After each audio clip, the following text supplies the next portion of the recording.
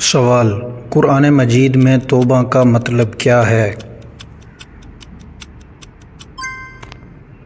جواب: اللہ کی طرف رجوع کرنا۔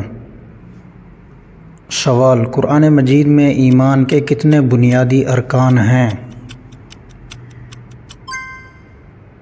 جواب: 6۔ سوال: بیت اللہ سے کیا مراد ہے؟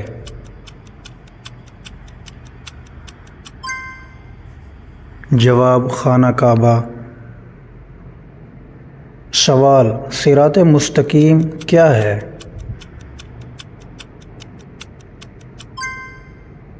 جواب: سیدھا راستہ۔ سوال: وہ کون سے نبی ہیں جنہوں نے سب سے زیادہ دعائیں کیں؟ جواب: حضرت محمد صلی اللہ علیہ وسلم۔ سوال: قرآن مجید میں دجال کا ذکر ہے یا نہیں؟ جواب: نہیں، احادیث میں ہے۔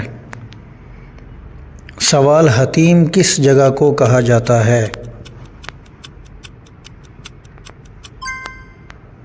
جواب: خانہ کعبہ کے ایک حصے کو۔